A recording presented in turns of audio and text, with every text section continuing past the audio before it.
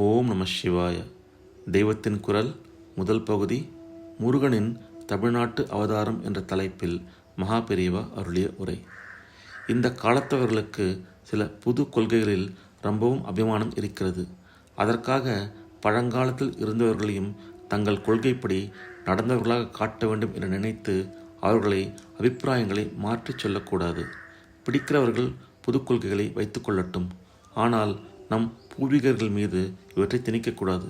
முருகன் வேத மதத்தில் இல்லாதவன், தமிழ்நாட்டுக்கு மட்டும்தான் உரியவன், இங்குதான் ஆதியில் இருந்தவன் என்பது ஒரு புது கொள்கை. யாகம் செய்கிற வேதியர்கள் தொழுகிற தெய்வம் என்று திருப்பரங்குன்றத்தில் இருக்கிற முருகனை சங்க நூலான திருமுருகாற்றுப்படை சொல்கிறது.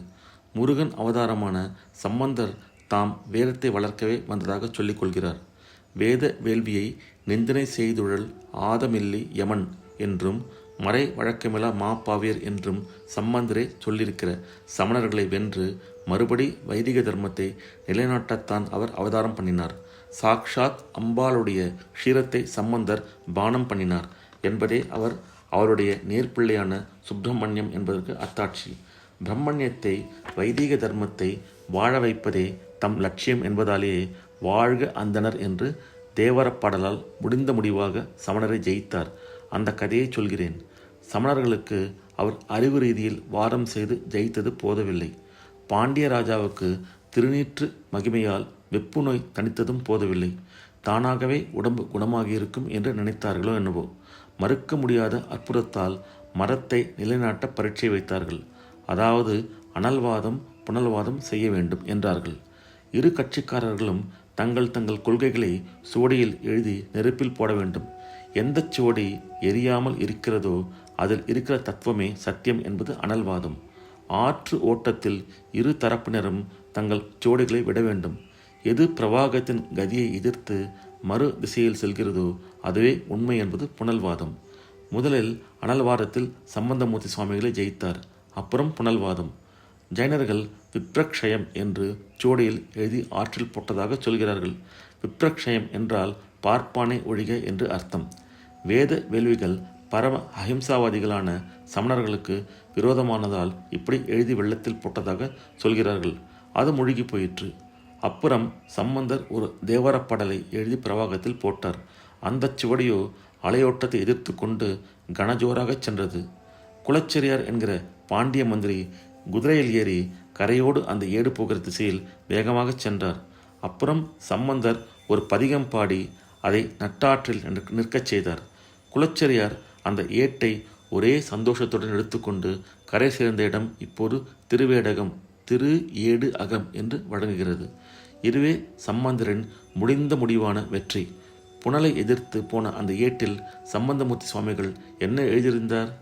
வாழ்க அந்தனர் என்று ஆரம்பிக்கிறது அந்த தேவாரப்பாடல். வேதம் இருந்தால்தான், பிரம்மண்யம் இருந்தால்தான் லோகத்துக்கு க்ஷேமம் என்பதில் சம்பந்தருக்கு கொஞ்சம் கூட சந்தேகமில்லை. அதற்கு உபகரிப்பதே தம் ஜன்ம விரதம் அவதார காரியம் என்று தயங்காமல் வெளியிட்டார் என்பது இதிலிருந்து தெரிகிறது. நவீன காலத்தில் சிலருக்கு இந்த கொள்கை பிடிக்காமல் இருக்கலாம்.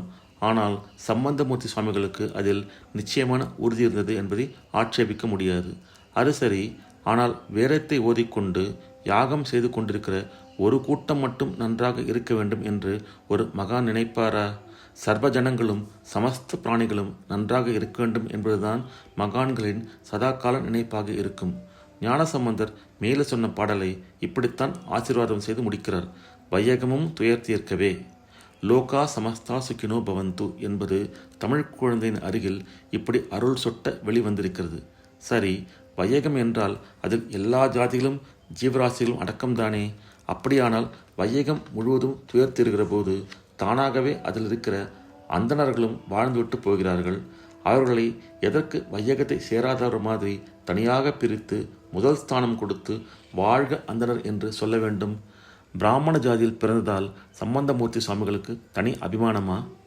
ஒரு மகானுக்கு இப்படி சின்ன அபிமானங்கள் இருப்பதாக சொல்வது நன்றாகவே இல்லையே. லோகக்ஷேமம்தான் அவருக்கு லட்சியம். ஆனால் அதற்கு சாதனம் வேத யஜ்யங்கள் தான். இதனால்தான் வேத கர்மாக்களை செய்கிறவர்களை தனியாக பிரித்து முதலில் சொன்னார். பட்சபாதமில்லை. வாழ்க அந்தனர் வானவர் ஆணினம் வீழ்க தன்புணல் வேந்தனும் ஓங்குக. வானவர்களான தேவர்களுக்கு யக்ஞத்தில் ஆகுதி கொடுத்தால்தான் மழை பெய்யும், தன் புனல் விழும். மழை பெய்து தானிய சுபிக்ஷம் உண்டானால்தான் ராஜாங்கம் செழிக்கும், வேந்தன் ஓங்குவான். நடுவே ஆனினம் என்று ஏன் தனியாக சொல்லியிருக்கிறது? முடிகிற போது வையகம் என்று சொன்னதில் இதுவும் அடக்கம்தானே. அந்தணரை தனியாகச் சொன்னதற்கு காரணம் அவர்கள் செய்கிற யாக கர்மா என்று சொன்னீர்கள். சரி, பசுக்களை ஆணினத்தை தனியாகச் சொன்னது ஏன் என்று கேட்பீர்கள். லோகோபகாரம் செய்ய வேண்டும் என்கிற பரம நியமங்களுடன் வாழ்ந்து வேதங்களை சொல்லி ஆகுதி செலுத்தி யாகத்தை செய்பவர்கள் என்பதால் அந்தணரை சொன்னது போலவேதான் யாகத்தில் ஆகுதியாகிற நெய்யையும் பாலையும் எரிப்பதற்கு உதவுகிற சாணத்தை தருகிறது என்பதாலேயே ஆணினத்தை தனியாக குறிப்பிட்டார். ஆக தனியாக இவை மட்டும் நன்றாக இருக்க வேண்டும் என்று ஓர வஞ்சனை இல்லை. வையகம் துயர்த்திட உதவியாக நடைபெற வேண்டிய வேள்விக்கு உதவி செய்வதாலேயே தனியாக வாழ்த்தினார். லோகோபகாரமாக வேத கர்மத்தை செய்வதற்குத்தான் அந்தணரை வாழ்த்தினார். அந்த கர்மாவை விட்டுவிட்டவர்களுக்கு இந்த வாழ்த்து இல்லை. அப்படிப்பட்டவர்களுக்கு நான் வக்காலத்து வாங்க வரவில்லை. எங்கு பார்த்தாலும் வேள்விகள் நடந்து வேதநெறி விருத்தியானால் தீயதெல்லாம் தீந்து போகும் என்பது சம்பந்தர் சித்தாந்தம் என்று தெரிகிறது. ஆழ்க தீயதெல்லாம் அரண் நாமமே சூழ்க வையகமும் துயர்த்தீர்கவே என்று பின் 2 வரிகளில் பாடுகிறார். வேதநெறி என்பது ஒரு பெரிய ஆறு. ஒரு ஆற்றிலேயே பல படித்துறைகள் இருப்பது போல் வேதநெறியில் சைவம், வைஷ்ணவம், சாக்தம் என்று பல இருக்கின்றன. இவற்றுள் மிகு சைவத்துறை விளங்க வந்தவர் ஞானசம்பந்தர் என்கிறார் சேக்கிழார். அதனால் வேத தர்மம் தழைத்தோங்குகிற போது எங்கு பார்த்தாலும் சிவபெருமானின் நாமமே அறநாமமே ஒலிக்க வேண்டும் என்கிறார். இப்படி இருந்தால் வையகத்தில் ஒரு ஜாதிக்கு மட்டுமில்லை என்பதோடு நம் பாரத தேசத்துக்கு ஹிந்து சமூகத்துக்கு மட்டும் என்றுமில்லை, உலகம் முழுவதிலுமே ஒரு கஷ்டம் இல்லாமல் எல்லோரும் ஆனந்தமாயிருப்பார்கள் என்கிறார். இந்த லோகக்ஷேம லட்சியத்துக்காகவே சிலர் யக்ஞாதிகளை செய்ய வேண்டும் என்று அவர்களை விசேஷமாக வாழ்த்தினார். அவர்களுடைய தர்மத்தை நிலைநாட்டி தருவதே அவரது அவதார காரியமாக இருந்தது. வேத தெய்வமாக இருந்து கொண்டு பரமதங்களை நிராகரித்து மறை வழக்கை நிலைநாட்டுவது சுப்பிரமணியரின் அவதார காரியம் என்பது இதிலிருந்து தெரிகிறது. வடக்கே ஏற்பட்ட சுப்பிரமணிய அவதாரத்தை பற்றி சொல்கிறேன். ஓம் நம சிவாய. அடுத்த பகுதியில் மகாபிரியவா முருகனின் வடநாட்டு அவதாரம் என்பதை பற்றி அவருடையதை பார்ப்போம். ஓம் நம சிவாய.